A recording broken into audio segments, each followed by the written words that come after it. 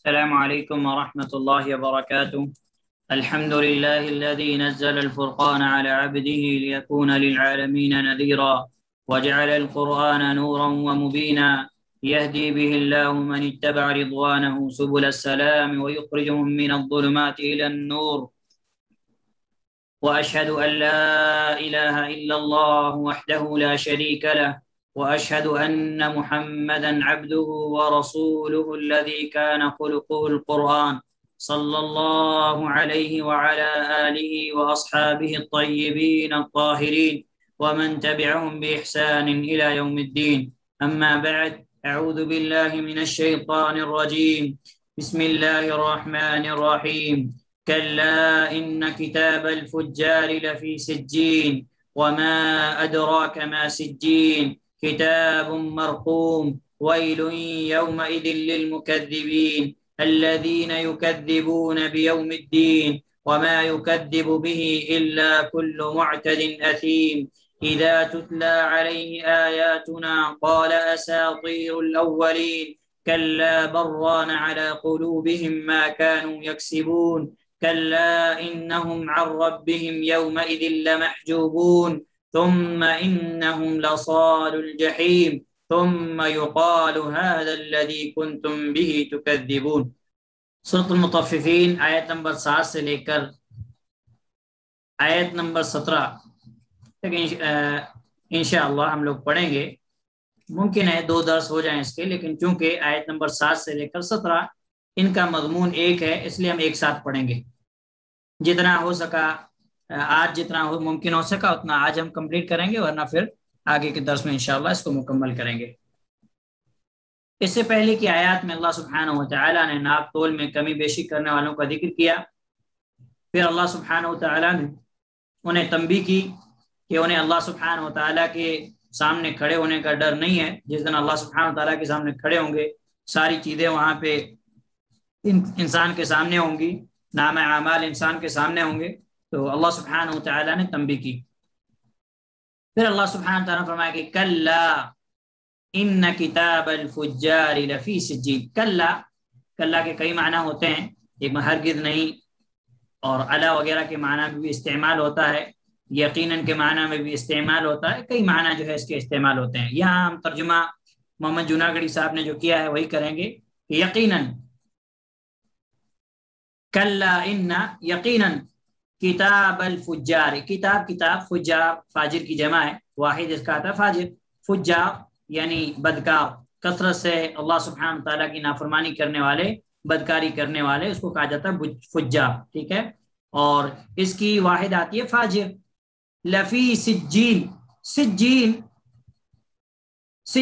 اس سجن یسجن سے صفت مشبہ ہے، باب نصر ینصر سے، اور سجن مطلب ہوتا ہے قید. جیسے آپ نے سورہ یوسف آپ نے پڑھے ہوں گے تو اس میں جو ہے السجن کا لفظ آیا ہے. تو سجین یہ صفت مشبہ ہے، یعنی زمین کے نیچے.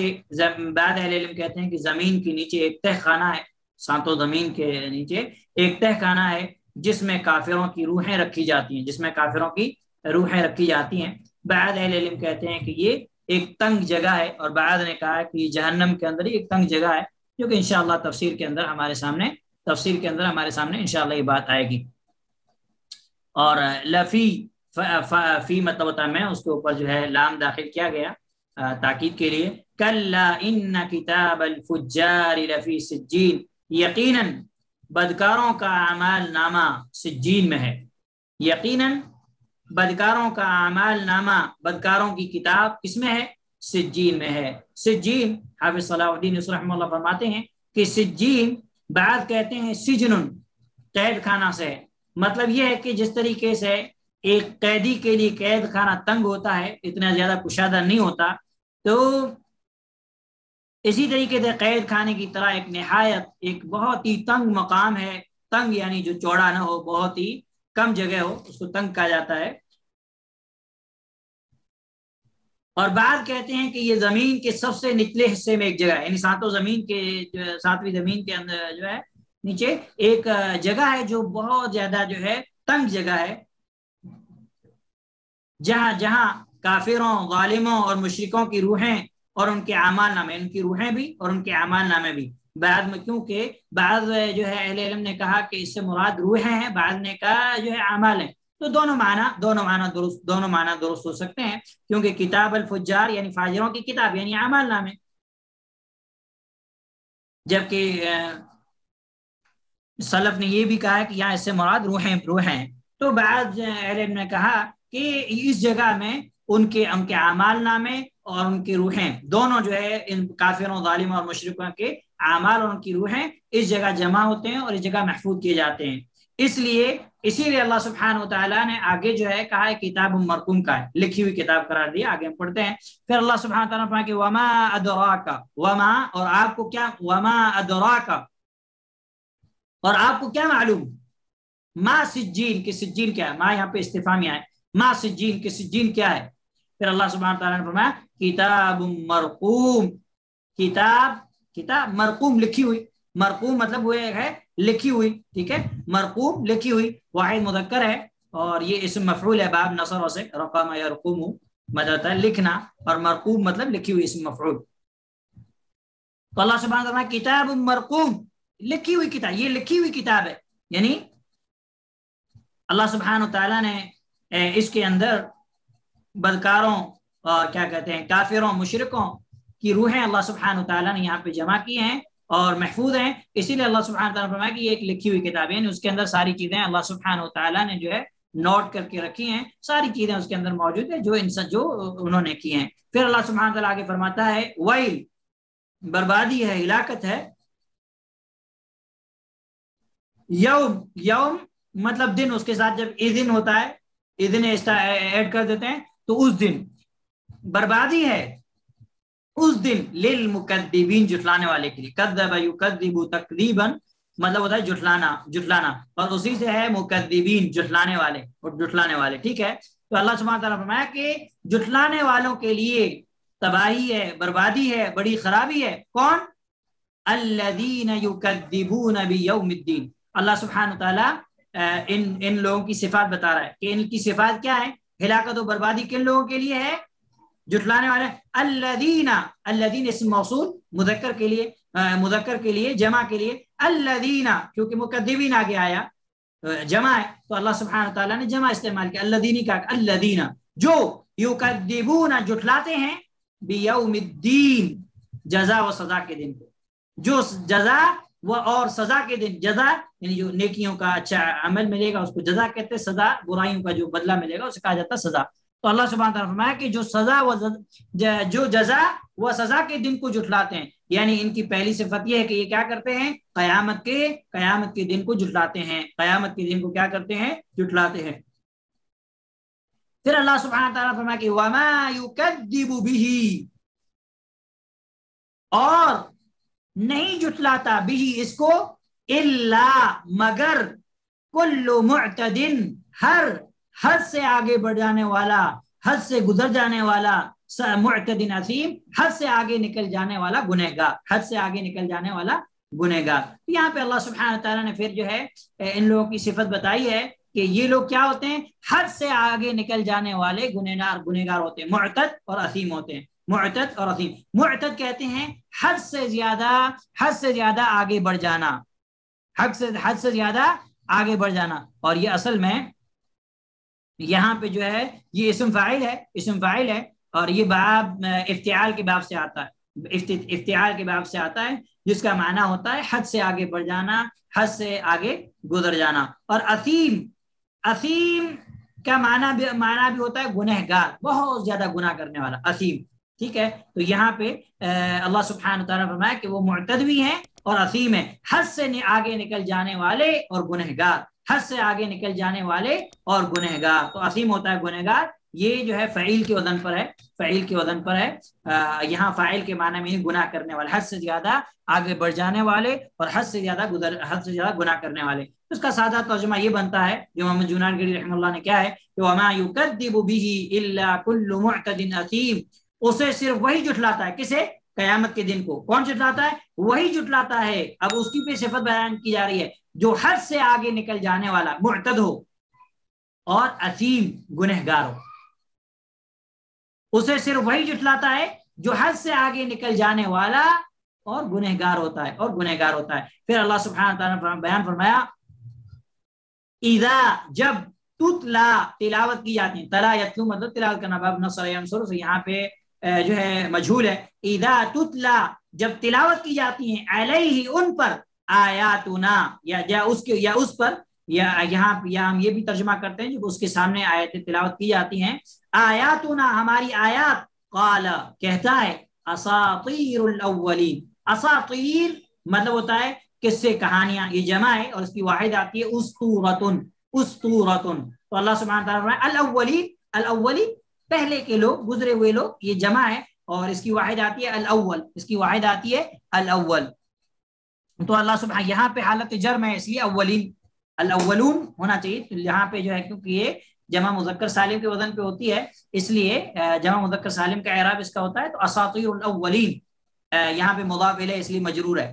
اذا تتلا علیہ آیاتنا قال اساطیر الاولین، جب اس کے سامنے ہماری آیتیں پڑھی جاتی ہیں تو کہہ دیتا ہے اساطیر، افسانے ہیں، قصے کہانیاں ہیں، الاولین اگلے لوگوں کے، پہلے لوگوں کی افسانے۔ تو اللہ سبحانہ تعالیٰ نے ان کی صفت یہ بھی بتائی کہ وہ اللہ سبحانہ تعالیٰ کے کلام کی آیتوں کو کیا کہہ دیتا ہے، اللہ سبحانہ تعالیٰ کے کلام کی آیتوں کو کہہ دیتا ہے کہ یہ قصے کہانیاں، افسانے ہیں، یہ اسٹوریز ہے پہلے لوگوں کی، یہ کچھ نہیں ہے۔ اللہ اکبر۔ اور یعنی اس کا گناہوں میں، وہ اس قدر گناہوں میں حد سے زیادہ آگے بڑھ جاتا ہے کہ اللہ کی آیات کو سننے کے بعد، اللہ کی آیات کو سن کر ان پر غور و فکر کرنے کے بجائے وہ اللہ کے کلام کو کہتا ہے کہ یہ پہلے لوگوں کی کہانیاں ہیں، یہ اگلے لوگوں کے قصے کہانیاں، ان کی باتیں ہیں۔ کیوں؟ اس لیے کہ یہ گناہوں کے اندر حد سے آگے بڑھ گیا، سرکشی میں بہت آگے نکل چکا۔ تو جب اس کے سامنے اللہ کے کلام کی آیتیں تلاوت کی گئی تو اس پر تدبر کرنے کی بجائے، اس پر غور و فکر کرنے کی بجائے یہ ڈائریکٹ یہ کہہ دیتا ہے کہ یہ تو اگلے لوگوں کے قصے کہانیاں ہیں، اگلے لوگوں کے قصے کہانیاں ہیں۔ تو پھر اللہ سبحانہ تعالیٰ فرمایا کہ کلا بل، ہرگز نہیں، یوں نہیں، ران مطلب ہوتا ہے زنگ، ران کا مطلب ہوتا ہے زنگ، یعنی جیسے لوکھن وغیرہ رہتا ہے تو لوکھن کے اوپر جو زنگ لگتا ہے، اور اس کو ہم میل اور کچیل بھی کہہ سکتے ہیں، جیسے میل کچیل جو ہوتا ہے یہ بھی ہم اس کو کہہ سکتے ہیں، جیسے اللہ سبحانہ تعالیٰ اوپر کا اثیم یعنی انتہائی گنہگار۔ تو ران مطلب ہوتا ہے زنگ۔ تو اللہ سبحانہ تعالیٰ فرمایا کہ کلا بل، یوں نہیں، ران علی قلوبہم، ران زنگ، علی قلوبہم ان کے دلوں پر، ما کانو یکسبون، کسب یکسب مطلب ہوتا ہے کمانا کرنا۔ تو اللہ سبحانہ تعالیٰ فرمایا کہ یوں نہیں، کلا یوں نہیں، بلکہ ران علی قلوبہم ان کے دلوں پر زنگ چڑھ گیا ہے، ما کانو یکسبون ان کے اعمال کی وجہ سے، جو اعمال وہ کرتے ہیں ان اعمال کی وجہ سے ان کے دلوں پر کیا چڑھ گیا ہے، ان کے دلوں پر زنگ چڑھ گیا ہے، ان کے دلوں پر زنگ چڑھ گیا ہے۔ ٹھیک ہے، تو یہ چیز آپ لوگ کو جانا۔ رانا یرین رینا باب ضرب یضرب سے، رانا یرین رینا باب ضرب یضرب سے، جس کا معنی ہوتا ہے زنگ آلود ہونا، جس کا معنی ہوتا ہے زنگ آلود ہونا۔ اور اس سے پہلے جو اثیم آیا وہ اثیم یأسم، سمع یسمع سے جو ہے جس کا معنی ہوتا ہے سخت گنہگار، اثیم صفت مشبہ ہے۔ تو اللہ سبحانہ تعالیٰ نے یہاں پہ یہ بیان فرمایا کہ کلا، ہرگز نہیں، ایسا نہیں ہے، یوں نہیں ہے، بلکہ ران علی قلوبہم ان کے دلوں پر زنگ چڑھ گیا ہے، ما کانوا یکسبون جو کچھ وہ کماتے ہیں کرتے ہیں ان کے اعمال کی وجہ سے۔ محمد جوناگڑھی رحمہ اللہ نے اس کا ترجمہ یوں کیا ہے کہ یوں نہیں بلکہ ان کے دلوں پر ان کے اعمال کی وجہ سے زنگ چڑھ گیا، ان کے اعمال کی وجہ سے زنگ چڑھ گیا ہے۔ حافظ صلاح الدین رحمہ اللہ بیان فرماتے ہیں یعنی ان کے دل اس قرآن اور وحی الہی پر ایمان اس لیے نہیں لاتے کہ ان کے دلوں پر گناہوں کی کثرت کی وجہ سے، کیونکہ وہ اثیم ہے، معتد ہیں، گناہوں کی کثرت کی وجہ سے ان کے دلوں پر پردے پڑ گئے، وہ زنگ آلود ہو گئے، ان کے اوپر زنگ چڑھ گیا۔ اور یہ زنگ کیوں چڑھا؟ مسلسل گناہ کرنے کی وجہ سے، کنٹینیو گناہ کرنے کی وجہ سے، جیسا کہ اللہ کے نبی صلی اللہ علیہ وسلم کی ایک حدیث ہے، سنن ترمذی کی حدیث ہے، اور حدیث نمبر آپ لوگ نوٹ کر لیں، حدیث نمبر ہے 3334، 3334 ٹھیک ہے. اور سنن نسائی کے اندر بھی موجود ہے 678 نمبر پہ 678, اور ابن ماجہ کے اندر بھی موجود ہے 4244 4244 کے اندر کہ اللہ کے نبی صلی اللہ علیہ وسلم نے بیان فرمایا کہ ان العبد اذا اخطأ خطیئۃ، جب بندہ گناہ کرتا ہے، جب بندہ کیا کرتا ہے؟ گناہ کرتا ہے، نکتت فی قلبہ نکتۃ، تو اس کے دل پر ایک زنگ، ایک نقطہ، یعنی جیسے ایک ڈاٹ شکل کا جو ہے زنگ اس کے دل کے اوپر کیا جاتا ہے؟ سیاہ جو ہے ایک سیاہ نقطہ پڑ جاتا ہے. پھر اللہ کے نبی صلی اللہ علیہ وسلم نے فرمایا کہ اگر وہ کیا کرتا ہے؟ فَإِنْ هُوَ نَزَعَ وَاسْتَغْفَرَ، اگر وہ کیا کرتا ہے؟ وہ اس کو ختم کرنے کی کوشش کرتا ہے، توبہ و استغفار کرتا ہے، توبہ و استغفار کرتا ہے، اگر اس کام سے رک جاتا ہے، فَإِن نَزَعَ، اگر اس کام سے رک جاتا ہے، فَإِنْ هُوَ نَزَعَ، اگر اس کام سے باز آ جاتا ہے، وَاسْتَغْفَرَ، اور استغفار کرتا ہے، وَتَابَ، اور توبہ کر لیتا ہے، سچی توبہ کے بعد میں اس گناہ کی طرف نہیں جاتا، تو اللہ کے نبی صلی اللہ علیہ وسلم نے بیان فرمایا، آپ صلی اللہ علیہ وسلم نے فرمایا کہ اس کا دل کیا ہو جاتا ہے؟ چمکدار ہو جاتا ہے. یعنی وہ زنگ جو اس کے دل پر چڑھا تھا، وہ اس گناہ سے باز آ گیا، اس نے توبہ و استغفار کی، تو اللہ سبحانہ وتعالی اسی کو کیا کر دیتا ہے؟ اللہ سبحانہ وتعالی اس کو کیا کر دیتا ہے؟ چمکدار بنا دیتا ہے، چمکدار. لیکن اگر وہ پھر اس گناہ کی طرف واپس پلٹتا ہے تو وہ نقطہ، اور وہ جو نقطہ ہے، کالا ڈاٹ ہے، وہ اور زیادہ بڑھ جاتا ہے، وہ اور زیادہ بڑھ جاتا ہے. پھر انسان جتنا جو ہے گناہ کرتا جائے گا، وہ نقطہ کالا جو ڈاٹ ہے وہ انسان کے دل پر بڑھتا جائے گا. پھر اللہ کے نبی صلی اللہ علیہ وسلم نے بیان فرمایا، آپ صلی اللہ علیہ وسلم نے بیان فرمایا، یہاں تک کہ وہ پورے دل پر پھیل جاتا ہے، یعنی پورے دل کو کالا کر دیتا ہے. پھر اللہ کے نبی صلی اللہ علیہ وسلم نے یہ آیت تلاوت کی کہ یہی ران ہے جو اللہ سبحانہ وتعالی نے سورہ مطففین کے اندر ذکر کیا کہ کلا بران علی قلوبہم ما کانوا یکسبون. تو اس آیت کی تفسیر میں یہ حدیث میں نے آپ کو بیان کر دیا، حدیث نمبر آپ نے نوٹ کر لیا ہے، آپ اس کو پڑھ لیجئے گا انشاءاللہ. پھر اللہ سبحانہ وتعالی نے آگے بیان فرمایا، کلا، ہرگز نہیں، انہم عن ربہم یومئذ لمحجوبون، انہم عن ربہم.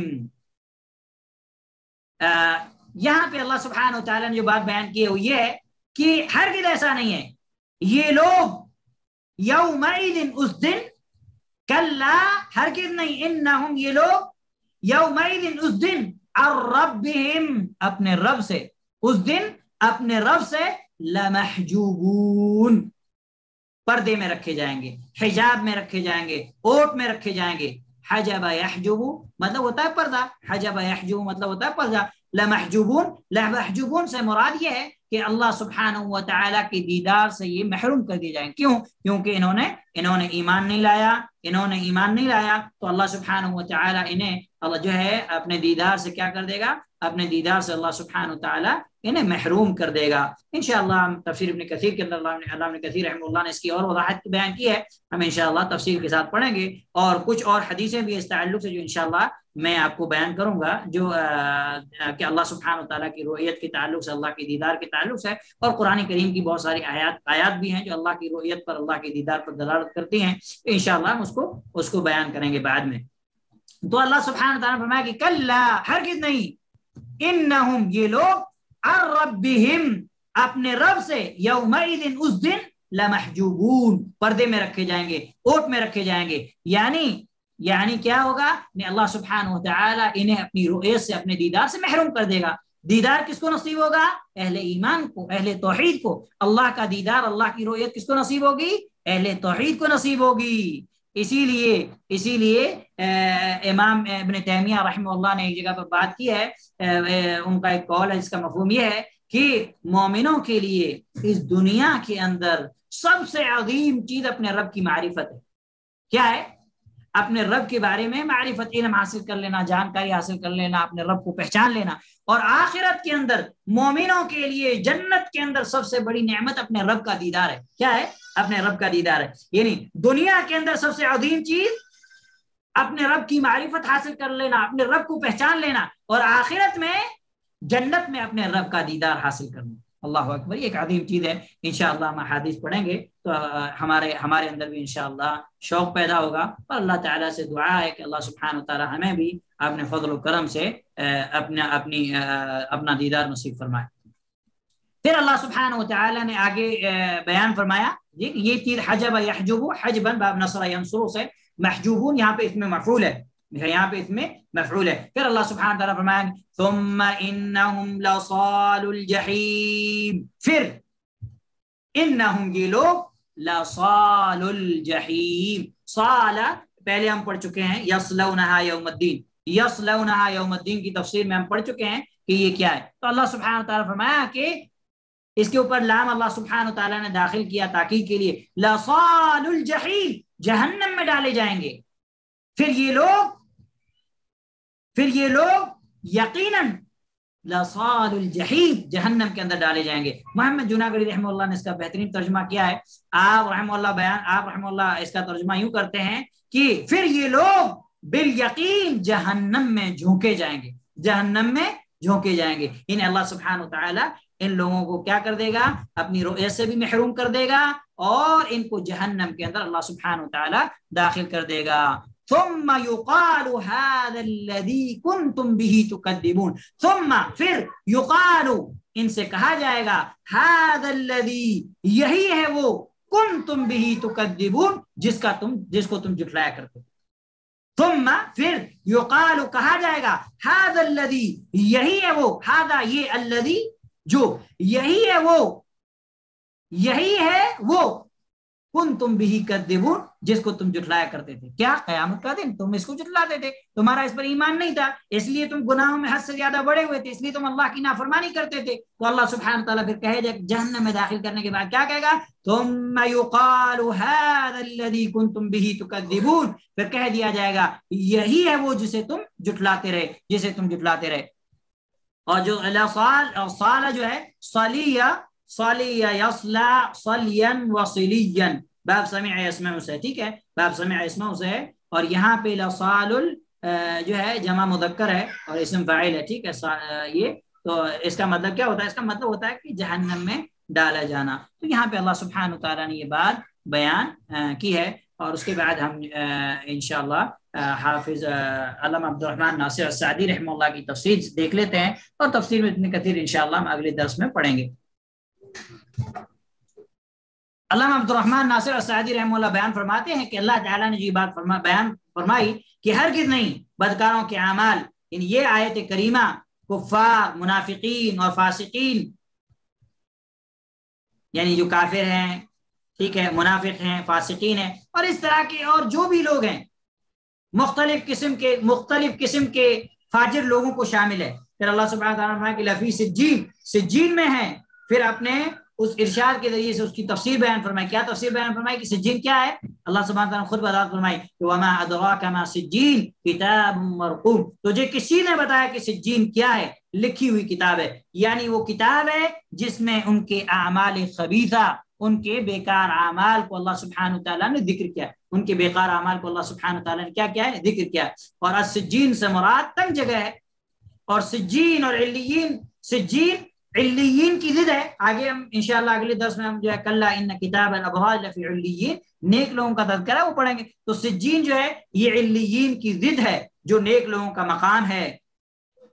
یہ بھی کہا جاتا ہے کہ سجین 7ویں زمین کا سب سے نچلا حصہ ہے جو کہ فاجروں کا ٹھکانہ ہے، پھر اللہ سبحانہ تعالیٰ نے فرمایا کہ اس دن جھٹلانے والوں کے لیے تباہی ہے. پھر اللہ سبحانہ تعالیٰ نے جھٹلانے والوں کو اس طرح واضح فرمایا کہ جو قیامت کے دن کو جھٹلاتے ہیں، جس دن اللہ تعالیٰ لوگوں کو ان کے اعمال کا بدلہ دے گا، اسے صرف وہی لوگ جھٹلاتے ہیں جو حد سے زیادہ آگے نکل جاتے ہیں، اللہ کی نافرمانی میں تجاوز کرنے والے، اللہ سبحانہ و تعالیٰ کی حدود کو پھلانگ جانے والے، حلال و حرام کے درمیان تمیز نہ کرنے والے، بہت زیادہ گناہوں کا ارتکاب کرنے والے، اس کا ظلم اور سرکشی جب وہ اس کا ظلم اور سرکشی اسے کیا کرتی ہے؟ گناہ پر آمادہ کرتی ہے، اور وہ اس کا ظلم، اس کا گناہ اور اس کی سرکشی اسے اس چیز کی جھٹلانے پر آمادہ کرتی ہے، اور وہ قیامت کے دن کو کیا کرتا ہے؟ قیامت کے دن کو جھٹلا دیتا ہے، اس لیے کہ اس کے اندر تکبر آ جاتا ہے، اس کے اندر حق کو رد کرنے اور تکبر آ جاتا ہے، جو حق کو جھٹلانے کا،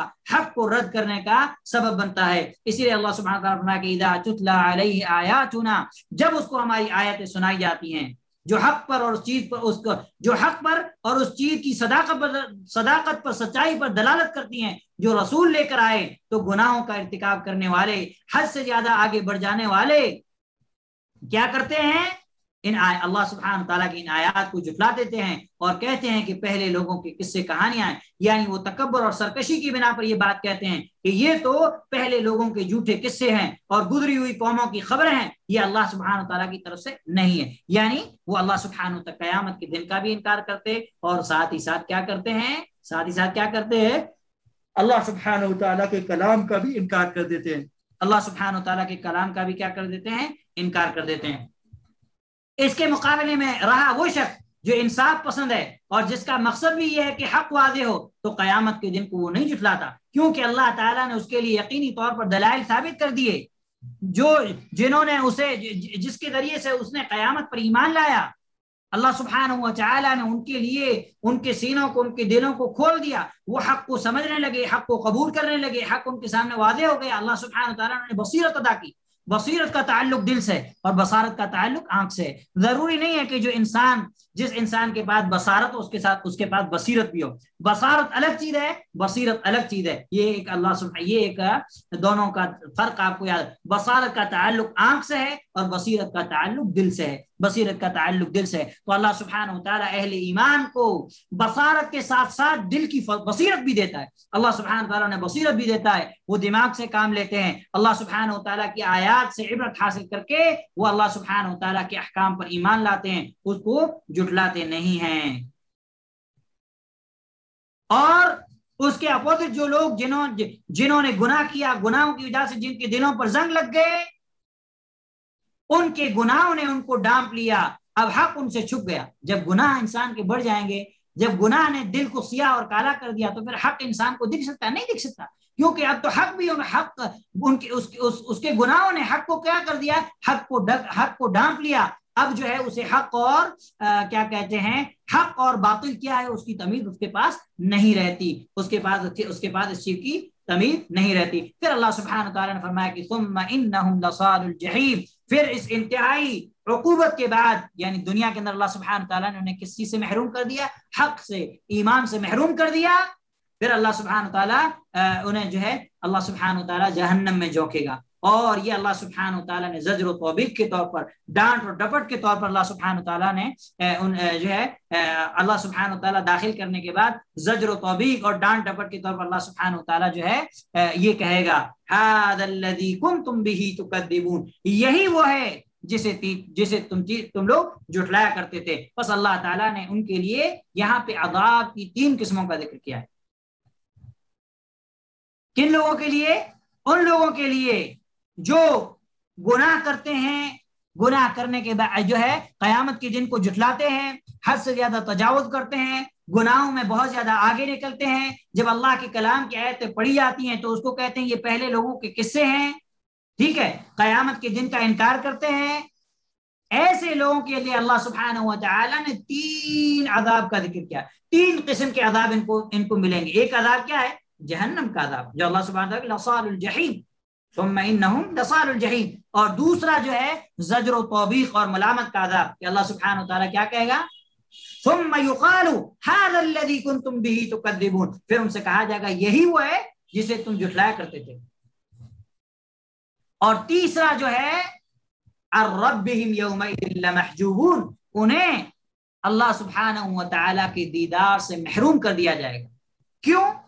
کیونکہ انہوں نے اللہ کی ناراضگی والے کام کیے، اللہ کی غضب والے کام کیے، جو اللہ کے ناراضگی کا کام کرے، اللہ کے غضب کا کام کرے، وہ اللہ کی دیدار کا مستحق ہو سکتا ہے؟ نہیں ہو سکتا، نہیں ہو سکتا، بلکہ ان کے لیے کیا ہے؟ ان کے لیے جہنم کا عذاب ہے، جہنم کا عذاب ہے۔ ان آیات میں اللہ سبحانہ وتعالی نے گناہ کرنے سے انسان کو کیا کیا ہے؟ گناہ کرنے سے انسان کو ڈرایا ہے، گناہ کرنے سے انسان کو ڈرایا ہے کہ انسان گناہوں سے اپنے آپ کو روک کے رکھے، کیونکہ گناہ کا اثر دل پر ہوتا ہے، کیونکہ گناہ کا اثر دل پر ہوتا ہے، اور گناہ دل کو آہستہ آہستہ ڈانپ لیتے ہیں، گناہ کی وجہ سے دل سخت ہو جاتے ہیں، گناہ کی وجہ سے دل کالے ہو جاتے ہیں، گناہ کی وجہ سے دل سیاہ ہو جاتے ہیں، پھر اعمال کی توفیق ختم ہو جاتی ہے، یہاں تک کہ جو نور ہے، روشنی ہے، وہ روشنی ختم ہو جاتی ہے، اور وہ جب دل کالے ہو جاتے ہیں تو انسان کی بصیرت ختم ہو جاتی ہے، اور جس کی بصیرت ختم ہو جائے اس سے بد نصیب انسان دنیا کے اندر کوئی نہیں۔ اس لیے ہمیں اللہ سبحانہ تعالیٰ سے دعا کرنی چاہیے کہ اللہ سبحانہ تعالیٰ ہمیں بصارت کے ساتھ ساتھ بصیرت بھی عطا فرمائے، بصیرت بھی اللہ سبحانہ تعالیٰ میں عطا فرمائے۔ وصلی اللہ علیہ وسلم وبارک علی نبینا محمد وعلى آلہ وصحبہ اجمعین ومن تبعهم بإحسان إلى يوم الدین۔